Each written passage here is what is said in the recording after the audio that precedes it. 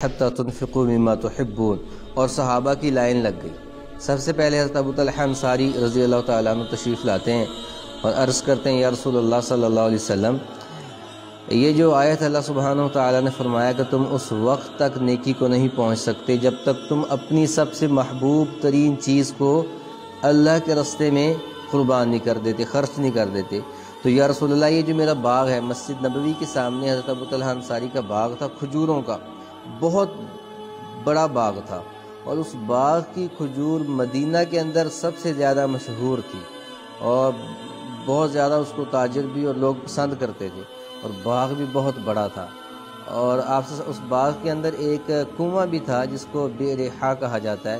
آپ صلی اللہ علیہ وسلم تشریف لے جاتے اس کنویں پر، اس باغ کے اندر چہل قدمی فرماتے، اور اس کنویں کا ٹھنڈا اور میٹھا پانی بھی آپ تناول فرماتے۔ آپ صلی اللہ علیہ وسلم کو وہ باغ بہت پسند تھا، پورے مدینہ کو وہ باغ پسند تھا، لوگ رشک کرتے تھے کہ کاش یہ باغ میرا ہوتا۔ وہ باغ ایک انصاری صحابی حضرت سیدنا ابو طلحہ رضی اللہ تعالی عنہ کا تھا۔ جب اس آیت کو سنا کہ تم نیکی کو نہیں پہنچ سکتے جب تک تم اپنی محبوب ترین چیز کو اللہ سبحانہ وتعالیٰ کے نام پر، اللہ کے راستے پر خرچ نہیں کر دیتے، تو حاضر و یا رسول اللہ آپ جانتے ہیں کہ میرا یہ باغ مجھ کو سب سے زیادہ محبوب ہے، سب سے زیادہ مجھے اس سے محبت ہے، آج یا رسول اللہ میں آپ کے ہاتھ پہ اس کو اللہ کے راستے میں صدقہ کرتا ہوں۔ تو آپ صلی اللہ علیہ وسلم بہت خوش ہوئے، فرمایا کہ حق تو یہی ہے جو تم نے کیا ہے، لیکن میرا مشورہ یہ ہے کہ تم اس باغ کو اپنے ہی عزیزوں میں، اپنے ہی اقربا میں اس کو صدقہ کر دو۔ چنانچہ انہوں نے اس بات پر عمل کیا اور گئے، کچھ اپنے قریبی رشتہ داروں میں، اپنے چچا دار بھائیوں میں اس باغ کو تقسیم کر دیا۔ یہاں پر دو پہلو نکلتے ہیں۔ ایک بات تو یہ کہ آپ صلی اللہ علیہ وسلم جیسے یہ آیت کو پڑھ کر سنایا تو ان کا عملی جذبہ دیکھیں کہ فوری طور پہ سب سے محبوب ترین اور سب سے قیمتی جو چیز تھی اس کو اللہ کے راستے میں صدقہ کرنے کے لیے تیار ہو گئے۔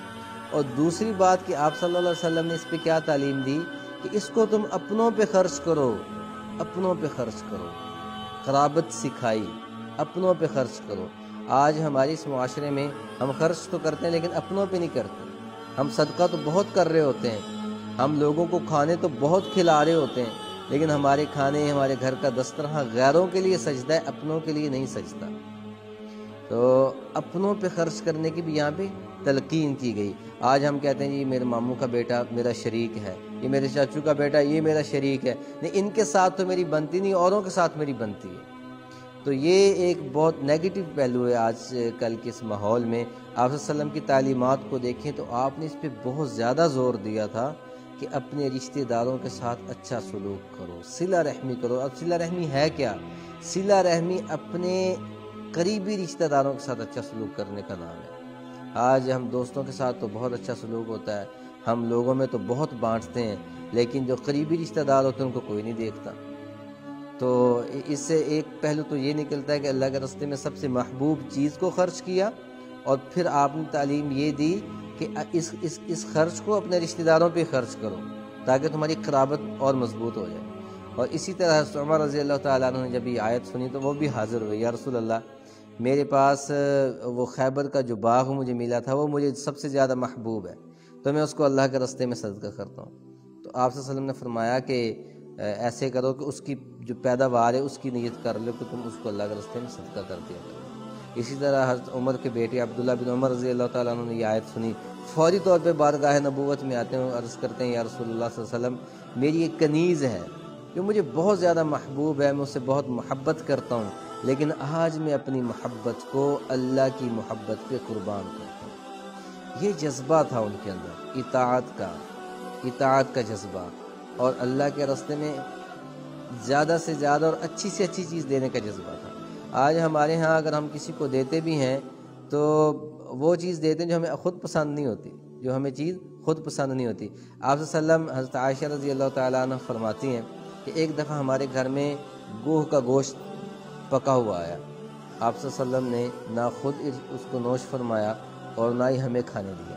تو میں نے کہا یا رسول اللہ صلی اللہ علیہ وسلم کیا ہم اس کو لوگوں میں نہ بانٹ دیں کہ اور لوگ کھا لیں گے؟ تو سنیں پھر میرے نبی صلی اللہ علیہ وسلم نے کیا فرمایا۔ آپ نے فرمایا کہ عائشہ جو چیز میں اور تم اپنے لیے پسند نہیں کرتے، میں یہ پسند نہیں کرتا کہ میں وہ چیز دوسروں کو کھلاؤں۔ آج دیکھیں ہمارے گھروں میں کھانے بچے ہوتے ہیں، ہم خود تو کھاتے نہیں، وہ کہتے ہیں چلے خود نہیں کھانا تو ہمسائے کو دے دیں۔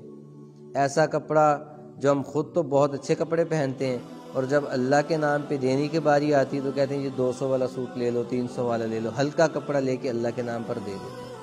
تو زیادہ دینے کی ضرورت نہیں ہے، آپ کم دے لیں، تھوڑے دے لیں، لیکن اچھا دیں، سٹینڈرڈز کا خیال رکھیں۔ جو چیز آپ خود کے استعمال میں، جو چیز آپ اپنے لیے پسند کرتے ہیں، جب اللہ کے راستے میں دینے کی باری آئے تو ویسی چیز اسی معیار کی دیں جس معیار کی آپ خود کھاتے ہیں، جس معیار کی آپ خود پہنتے ہیں، جو آپ کا طرز زندگی ہے، اسی کو مد نظر رکھتے ہوئے آپ اللہ کے راستے پہ چیزیں دیں۔